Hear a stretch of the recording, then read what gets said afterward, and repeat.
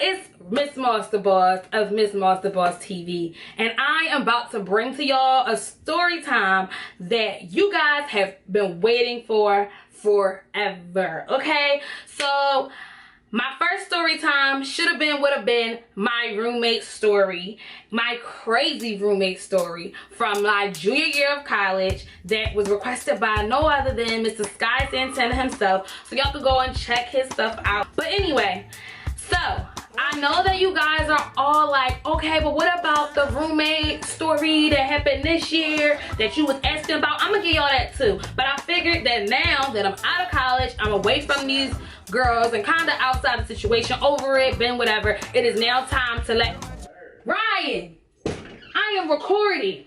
Oh, I'm sorry. Why are you yelling at me? Cause you are in the background.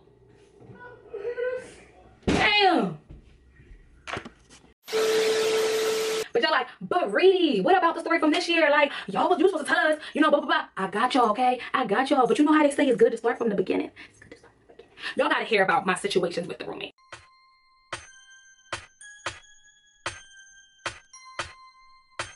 So y'all, I just need to give y'all background so y'all can realize how what I was going through and dealing with was a lot. So I came into college, had a roommate that I never knew, talked to her with Facebook, everything was Gucci, and we had a good first year. Like, we weren't even the best of friends, but at the same time, I had her back, she had my back. It's not like, it wasn't like a mandatory, and when we had things of like issues, it was just easy of just like, hey, okay, like, oh, like for instance, we would borrow each other clothes or whatever, because that's what girls do. If a girl say that she don't borrow no clothes, at the end of the day, she fraud, and at one point in her life, she borrowed some, okay?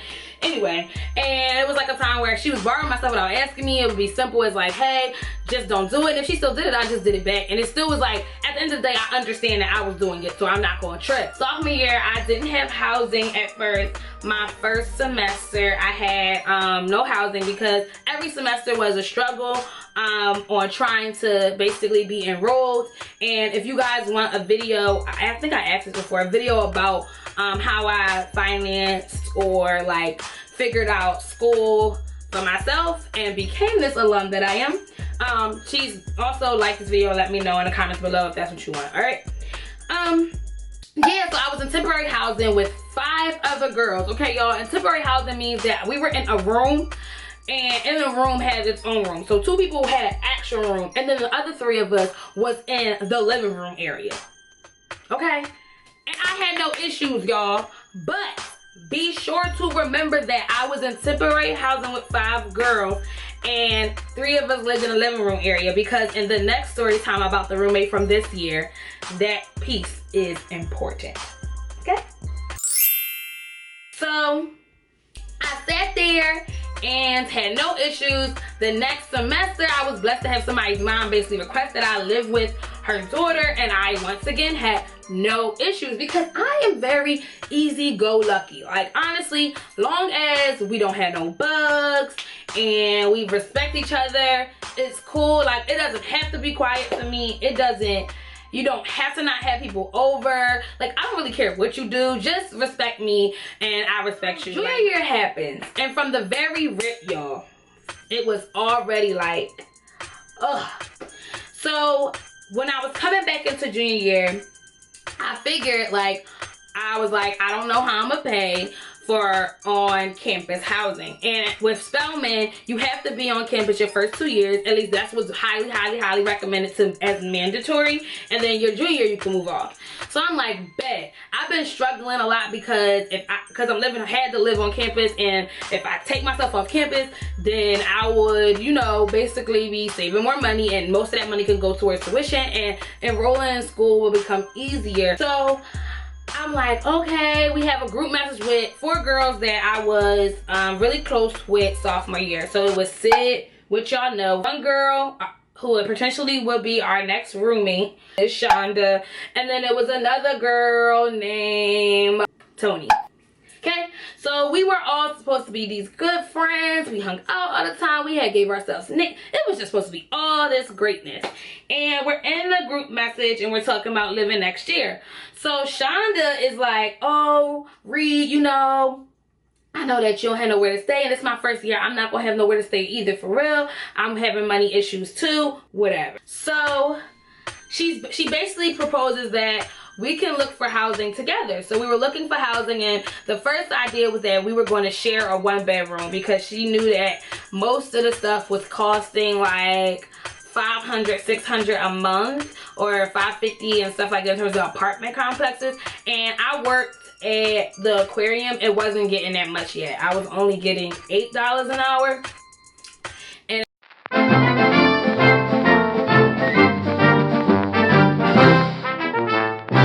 like, okay, trying to juggle that in school, like, it was gonna be a lot. So that was the first thing. Then the second thing that happened, she then was like, okay, I got a better option. How about my Morehouse brother's trying to come back to Morehouse, and he needs a roommate. So how about we room with him, which means we share a room, and then he has his own room. So I'm still like, okay, whatever, because y'all, I was desperate, and in my brain I'm just like, I need to figure out what the heck I'm gonna do, because if I don't, like, I'm not gonna have nowhere to live. Like, I was just really stressed and overwhelmed, and I was working that summer, but at the same time that summer I was trying to pay off my debts as much as I could, so it wasn't like I could save the money. It was just like everything was going on. So we gonna fast forward. Time go on, and now it's getting close to school. When initially we were going to get back to school, she had said that I could stay with her and at her uncle's house while we basically go to check out the apartments and stuff, because it's going to be easier and it's better if we're doing that now, because most people already had their apartments and stuff like that, and we still didn't have one. And I was like, okay, cool. So one day we all in a group message and we all talking, and basically the plan changes and wasn't nobody gonna tell little Reedy, okay? So I'm in there and I'm like, oh hey, you know, we all kicking it up or whatever, and all of a sudden she's hyped on Tony about how they're gonna have so much fun when she stay with Tony. So I get in the message like, excuse me, but what you mean you staying at Tony crib? And she's like, oh, I just, you know, my uncle is not really comfortable with me staying there for whatever long period, blah, blah, blah, blah. So I'm staying with Tony. And Tony was like, yeah, and Reed, I would let you stay, but basically my mom not comfortable with having more than one person, blah, blah, blah. So from the rip, I'm like, so you just gonna let me be homeless? Like, I'm confused. It wasn't like you were moving in with Tony. It wasn't like I just didn't understand. So that was my first betrayal, y'all. And like I said, I had all the signs in the world, but I wasn't listening. I wasn't listening. I was so hard-headed at this time, thinking that this was the only option, but not believing in God. Believe in God. Believe in God. Anyway, so I'm stressed out, and then you have Sid basically saying she's not coming back. So what then happens is I have to attend to Sid, because I was like, all right, it's obvious that these two heifers is not, like, they my friends, but are they really my friends? So this is when I'm starting to question friendship already. And I'm like, well, City never betrayed me, and I need her to come back. Then time moves on, and basically now we're moving down there, okay? And we get there, and basically we're homeless. And I call my friend up, and I'm like, hey, can I stay on your floor? And he's like, yeah, you can stay at my house, whatever. And I go like, can my other friend come stay? And the guy I was talking to, one of the frat boys I was talking to from the year before, came and picked us up from the mega bus to take us there. So we go, and that works out for a couple of days. We weren't really eating because we didn't have money to eat, and we were trying to figure out where to stay. And at this point, we also were looking at houses, and me and Sid going ham. We calling everybody, we, you know, trying to set up appointments to see the stuff. And the roommate Shonda, who we were supposed to move in with, basically the reason why the brother got taken out of it was because he was too wishy-washy. Time passes, and now it's like another week, and school is almost about to start. So Shonda then expects to go stay with Tony. So once she goes expect to stay with Tony, it happened to be that it was like really getting close to our time as being up at my friend's house, whose floor we were sleeping on, and he had just told us about a realty company or whatever that we ended up, basically the realty company told us about the one that I ended up going with, and how it was a house up the street. So before even getting into that or whatever, Shonda was expecting to move in with Tony, and not move in, but go chill at Tony's house, and Tony backed out last minute. So when Tony backed out, Shonda was pissed. She like, oh, what kind of friend is she? Like, just so mad, like talking about all the bad stuff. And then I'm sitting here on the side like, so when you did that to me to go stay with Tony, it was okay, but now that Tony kinda had to bail out on you now, we shouldn't all be friends with Tony? I don't think so. So I wasn't mad at Tony. So Tony had a situation with her, and basically her grandma passed, and me and Sid decided to text her, and we thought that Shonda texted her too, but according to Tony, that wasn't true later on in life. I don't know. Whatever. So they had their fallout. It was whatever. So time moves on, and we're still homeless. We had to go. We hopped in. We basically was home hopping for a minute. We didn't secure our house until August 31st. So we were now enrolled in school, living at people's houses. So we went to go live with this one guy, and he was cool, but then he was a lot of touchy-feely, and it was getting a little too much, and we had to leave.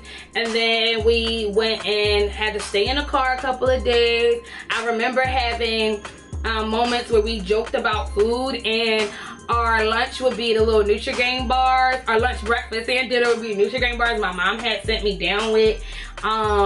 And it was just a lot, y'all. Like, it was a lot. So, and at this point, I'm still like noticing that Shonda wasn't it. But I thought because basically we needed Shonda. Shonda had us under the impression that her mom was gonna co-sign for us all to live somewhere.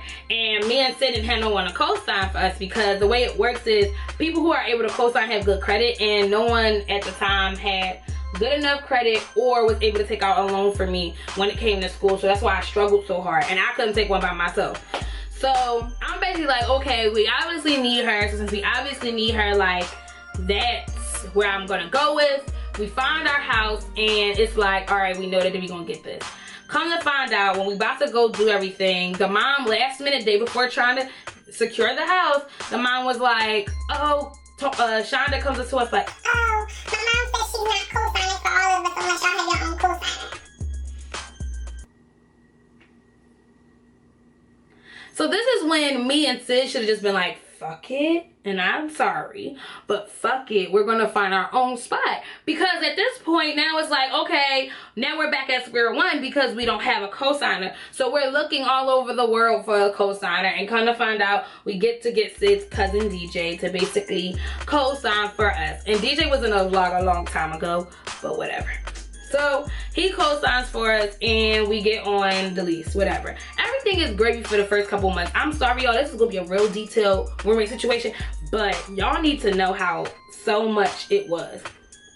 So everything was Gucci. We made a contract between each other in terms of the rules, and it was all this, oh, this is our house, not my house. This is this is that. And her parents kept interfering, you know, in terms of what the rules were, like no boys and all this other dumb crap, or whatever the case may be.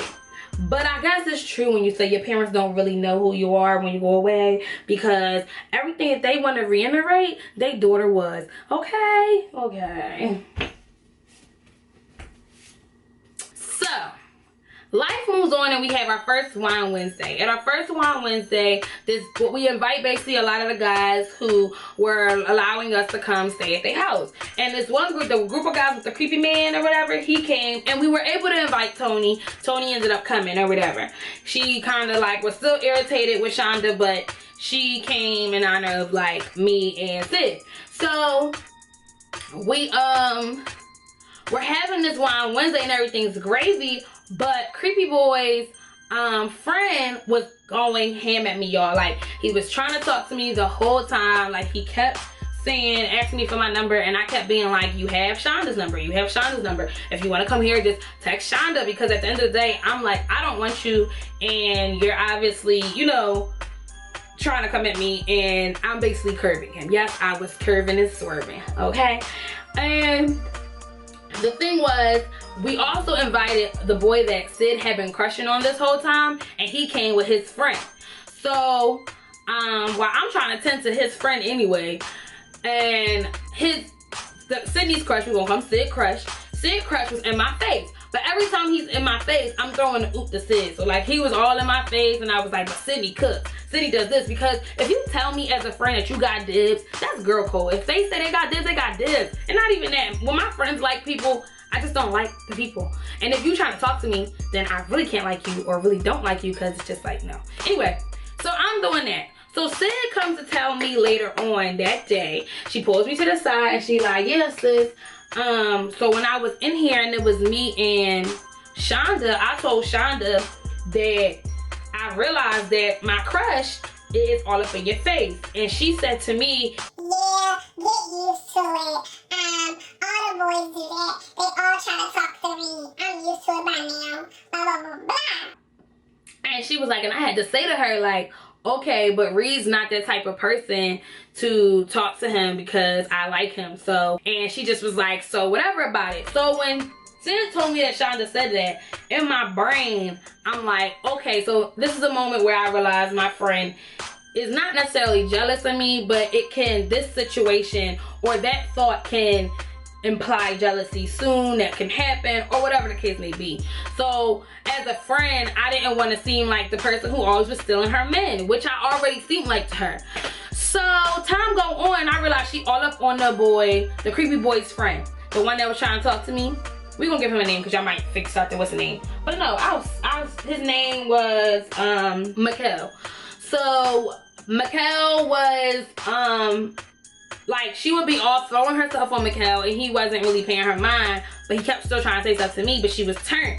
So by the end of the night, she ended up cuddling or whatever with Mikkel on the futon, and Tony was actually in her room with the creepy boy, and me and Sid went to bed in my room and in her room. Like, that was that simple. I was the only one. So from there, y'all, she basically wanted to talk to. That night, Mikkel was all in my face. When she started talking to him, she started asking us about him, and he actually was an asshole. Like, he was such an asshole, and part of me feels like to this day that his assholeness was out of spite of the fact that I didn't want to talk to him, and he thought that he was going to talk to Shonda to make me mad, but my nigga, I never wanted you in the first fucking place. You're not cute, you're not smart. You were like a 5th year fucking senior. Just everything was disgusting about you. And you were a pathological motherfucking liar. So, no. And she had asked our opinion. Now, mind you, we're friends. And she gives me my opinion, her opinion on all guys I talk to. So, like, I was talking to my little fuckboy at the time, and he wasn't a fuckboy at the time. So, she would be like, I don't like him. She didn't like the Q I was talking to for years. I talked to the Q for a whole year before, whole 2 years before this, and he had graduated my freshman year. And I mean, it wasn't nothing wrong with him. He just, that's a different story for a different time. But yeah, it wasn't nothing wrong with him though. And she didn't like certain stuff about him. Like, basically any dude I talked to was like a bad news to her. So I just felt like if you give your opinion about dudes I talk to, I can give opinions about dudes you talk to. So when she asked me, I just told her I didn't trust him because I didn't want to say because he was all on my, he be on my top. Like, you know, he was on my top and he was trying to be all up in my face. I didn't want to do that because, oh, what Sydney told me. So I tried to spare her feelings. And Sid straight came out and said, I don't like him. I don't want him in this house. And remember this, y'all. Remember that Sydney said that. Sydney said that. Time moved on, and basically as this is going on, our friendship starts to dwindle, and I'm like, well, I'm not telling her about my information about my niggas no more. I'm not saying none of that because it's obvious you don't respect my opinion with your dude, so why should I even take in your opinion? Because obviously that's not there. And she didn't like that. She was controlling. She didn't want me to close my door because something about her aunt was depressed and killed herself. And I was like, I'm sorry to hear that. Like, or tried to kill herself. And I'm like, I'm so sorry that happened to you. And I know that could be scarring, but however, this is my room, this is my life, and where I'm from, I close my door. So I'm gonna tell you, you don't own nothing over here. And then she was saying little certain stuff, like in terms of cleaning, it was she wanted to get a mop. I said, oh, in my house we don't use lots of mops, that's mops are dirty, so I could do it swifter. But my mom, if anything, I might get on my hands and knees and wipe my floor. And she was like, oh, that's some slavery stuff. That's not something you say. Because I get on my hands and feet and clean anything does not give you the right to call something slave-like. Slave? No.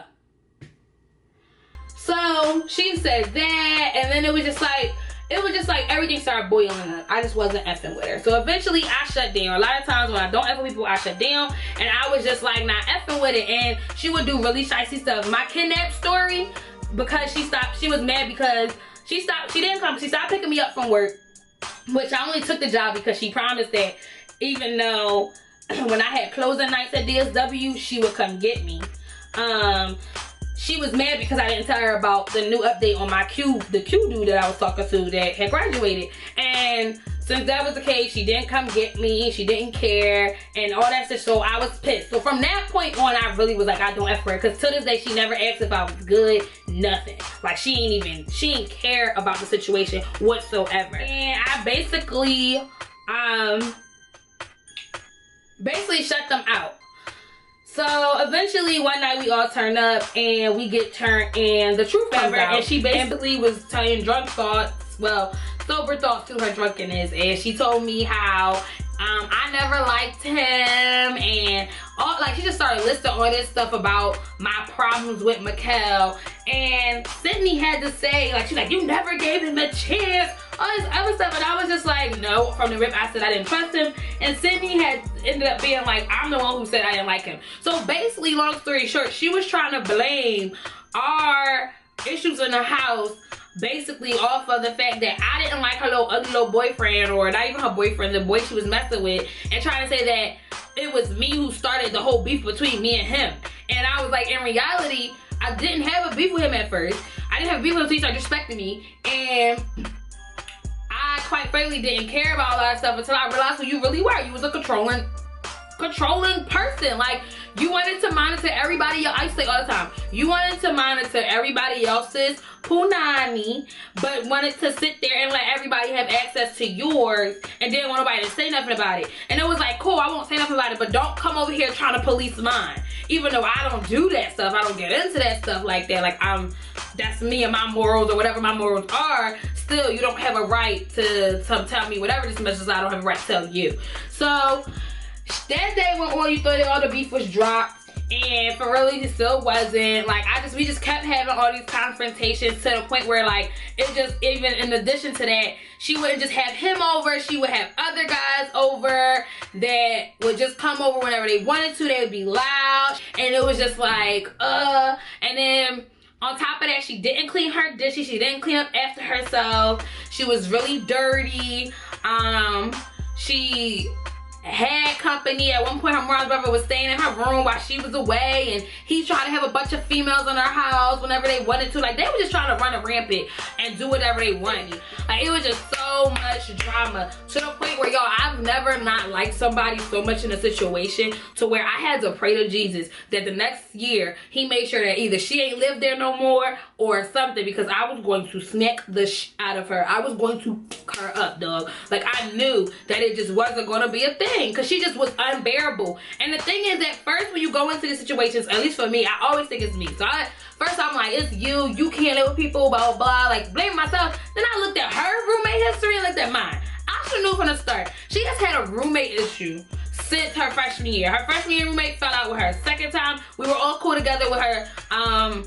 Sophomore year roommate fell out with her. So now I'm a junior roommate and she fell out with me. So how is it me? And they had told me, like, little things here and there, but it was always about stuff that she would do with other people in terms of boys. And I was like, at the end of the day, I don't care what you do with yourself. Like, I don't care. That's not my business. But when you're dirty as hell and you don't clean, like me and Sydney she was so dirty to the point where, y'all, they must have killed a roach or something one day and left it dead, flipped up on the floor with dishes and stuff everywhere. And when we came home, she was pulling out the driveway. No, when we came home, she wasn't there. So we walked to go get something to clean and bleach down our kitchen.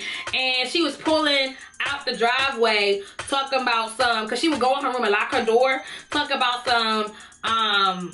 like, she was confused. I couldn't talk to her. If I had said something, I'd smacked her upside the head with a fucking Clorox bleach bottle. She was unbearable. She would do a lot of petty stuff. And by the end of it, she said that she wanted to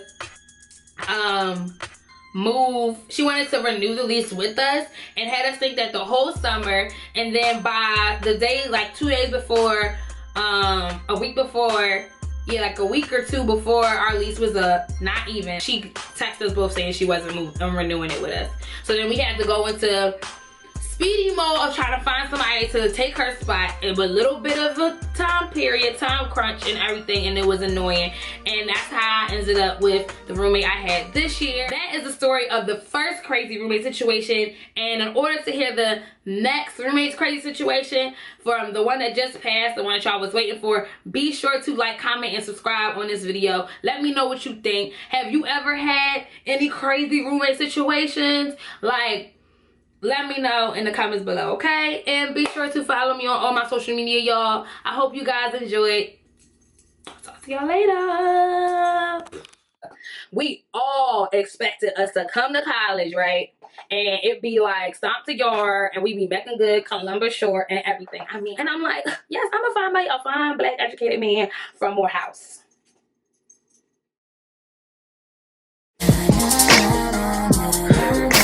Niggas gon' always see niggas.